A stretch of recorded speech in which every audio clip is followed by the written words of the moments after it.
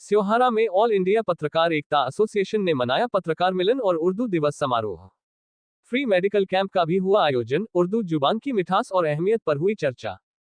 Seohara Bijnor UP. विश्व उर्दू दिवस के अवसर पर स्योहारा के हिरा पब्लिक स्कूल पटवारियान में एक शानदार पत्रकार मिलन एवं उर्दू दिवस समारोह का आयोजन किया गया।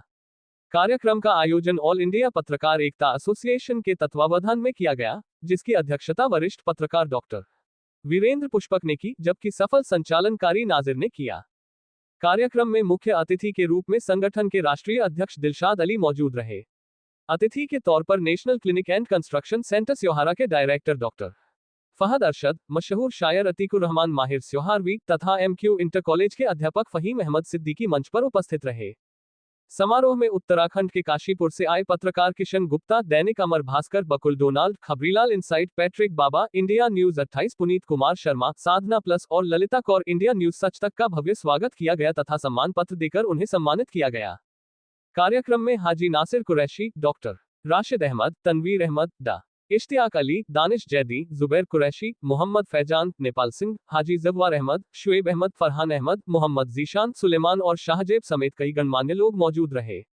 नगर अध्यक्ष आसिफ रईस ने सभी का स्वागत करते हुए कहा कि संगठन पत्रकारों के हित में एकजुट होकर काम करता रहेगा। मुख्य अतिथि दिलशाद अली ने अपने संबोधन में कहा कि अल्लामा इकबाल उर्दू अदब के बहुत बड़े शायर थे और उनकी याद में ही आज पूरी दुनिया में उर्दू दिवस मनाया जा रहा है।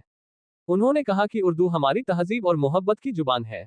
वरिष्ठ पत्रकार एवं संगठन के राष्ट्रीय वरिष्ठ उपाध्यक्ष अनवार अहमद नूर ने अल्लामा इकबाल की शायरी के कुछ अशार पेश किए और उर्दू भाषा की खूबसूरती को बयां किया। वहीं शायर माहिर स्योहारवी ने अपनी नज्म के जरिए उर्दू दिवस की रौनक बढ़ाई। इस मौके पर national clinic and construction centre Seohara की ओर से एक फ्री मेडिकल कैंप भी लगाया गया, जिसमें बच्चों, महिलाओं और बुजुर्गों की जांच कर फ्री दवाएं वितरित की गईं। पत्रकारों ने इस सेवा कार्य के लिए डॉक्टर फहद अरशद का धन्यवाद किया। कार्यक्रम के अंत में सभी अतिथियों को शील्ड देकर सम्मानित किया गया और उर्दू जुबान की तरक्की का संकल्प लिया गया। जी भाई, जो पत्रकारों के जगह जगह हर शहर में कुछ न कुछ समस्याएं हैं जी, जैसे जबरदस्ती अगर मतलब पत्रकार कोई सच्चाई चाहता है तो बिल्कुल जी, किसी मामले में फंसा देना, इस चीज के लिए लोग संगठन से जुड़ते हैं, पत्रकार जुड़ते हैं, लेकिन कहीं ना कहीं संगठन जब काम आता है तो संगठन नदारद होता है। बिल्कुल, तो पत्रकारों को ऐसी समस्या के लिए संगठन क्या करे? देखिए, पत्रकारों ऑल इंडिया पत्रकार एकता एसोसिएशन ने उत्तराखंड से चलकर यूपी, दिल्ली और सारे देश में अपना फैलाव कर लिया है। क्यों हुआ उसका फैलाव?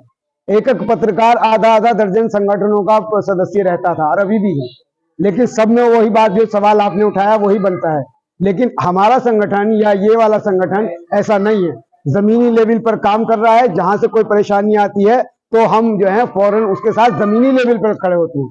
जो पुलिस की सहायता है या जो अदालतों की या न्यायालय की सहायता, वो सबसे बड़ी सहायता होती है। वो सारी सहायता के लिए हम जमीनी तौर पर उसके साथ खड़े हैं। और ये देखिए, आप रोज घटनाएं बढ़ रही हैं। उत्तराखंड से लेकर अभी प्रयागराज में और दूसरी जगह पे निर्मम हत्या हुई है पत्रकारों की। राठौड़ साहब हैं, उन्हें एक मंत्री के कहने पर बड़ा जबरदस्त, वो सब हमारे संज्ञान में है और हम सबको एक करके जितनी हमारी कैपेसिटी है, जितना संगठन कर रहा है, वो उसके लिए हम जुड़ रहे हैं। और हम अपने संगठन से ऑल इंडिया पत्रकारिता एसोसिएशन से कहना चाहते हैं कि सभी पत्रकार एकजुट रहें और एक, चाहे किसी दल से जुड़े हों, लेकिन अपने पत्रकारिता भाई के साथ खड़े रहें और उसके साथ नाइंसाफी ना होने दें। अगर हम एकजुट रहेंगे तो हमें सम्मान भी मिलेगा और न्याय भी मिलेगा। और साथ में ये भी कहता हूं कि जो पत्रकारों की सुविधाएं धीरे धीरे सरकार ने और लोगों ने जो छीन ली, खत्म कर दी है, जिसमें मेडिकल की सुविधा थी, जिसमें हमारी यात्रा के लिए 50% का जो फ्री यात्रा थी भारत सरकार ने, वो सब बंद कर दिया। हम एकजुट नहीं है, हम अपनी मांग नहीं उठा रहे हैं, तो वो धीरे धीरे करके खत्म हो रही है। आज दौर ऐसा हो गया, अगर हम मांगेंगे तो हमें मिलेगा,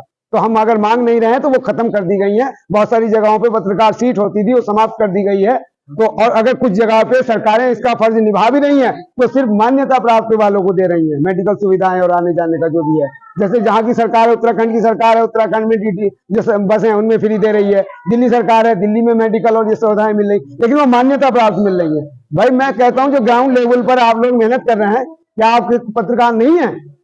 आपको वो सुविधाएं क्यों नहीं मिलनी जब आप वो काम कर रहे हैं? तो आप कपड़े सी रहे हैं तो आप टेलर क्यों नहीं है? आप पत्रकारिता कर रहे हैं तो आप पत्रकार हैं।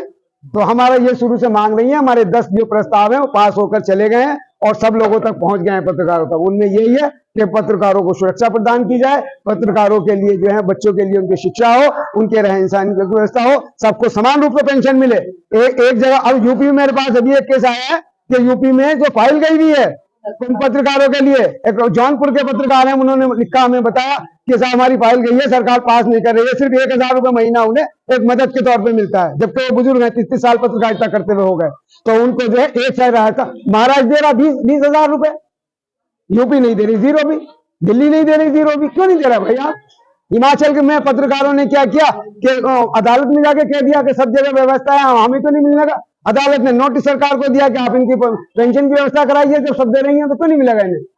हिमाचल सरकार ने किया। तो हम लोग जागरूक नहीं है, हम लोग एकजुट नहीं है। अगर हम अपने संगठन किसी बैनर तले जो है एकजुट होकर इस बात को उठाते हैं, तो अगर हमें भी फायदा नहीं मिला, मैं दिल्ली सरकार से मान्यता प्राप्त हूँ, मुझे मिल रही है मेडिकल की सुविधाएं, मुझे सब सुविधाएं मिले, लेकिन आपको क्यों ना मिले? आप पत्रकार बने, इसी के लिए हमारा संगठन, हम संघर्ष कर रहे हैं कि पत्रकारों को सारी सुविधाएं मिलनी चाहिए, उनकी सुरक्षा के लिए सुरक्षा कानून लागू होना चाहिए, उनके बच्चों के लिए, उनके जीवन के लिए मुआवजा निश्चित हो। देखिए, पत्रकार जो है वो समाज का आईना होता है।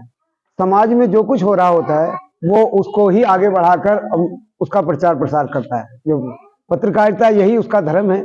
और आज उर्दू का जो उर्दू डे मनाया जाता है, ये उर्दू दिवस मनाया जाता है, इसका मकसद है कि जो लोग हम बोलते हैं उस भाषा को, उस जुबान, अब देखिए मुंशी प्रेमचंद से लेकर गोपीचंद्र नारंग, जवाहरलाल नेहरू, महात्मा गांधी, तो एक भाषा किसी चीज की, कोई भाषा का कोई जो है वो बंदिश नहीं होती, किसी के बपौती नहीं है भाषा, जो सीख ले वो उसको। तो उर्दू हमारी आम जबान में आ गई है, अब हमारे चलन में आ गई है, और हमारी जो खिचड़ी भाषा है यही, इसको हम उर्दू भी कहते हैं और इसको हम हिंदी भी कहते हैं, कि हम बोल रहे हैं, यही हम लिख रहे हैं। हम पत्रकार हैं, हम अपनी पत्रकारिता की जब रिपोर्ट भेजते हैं उसमें मेरे ख्याल से बहुत सारे शब्द हिंदी के, बहुत से शब्द उर्दू।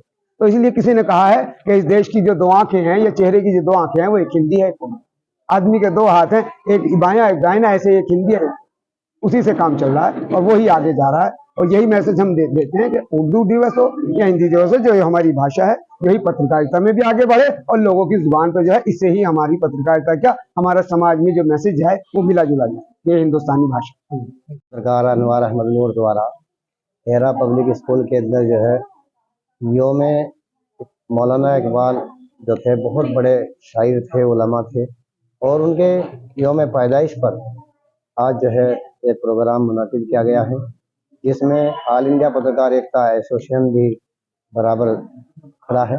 और इस प्रोग्राम में काफ़ी मेहमानों ने शिरकत की है, और हम चाहते हैं कि पत्रकार बंधु ज़्यादा से ज़्यादा संगठन में जुड़े और जुड़ करके एक दूसरे साथियों को अपने साथ लेकर के चलें।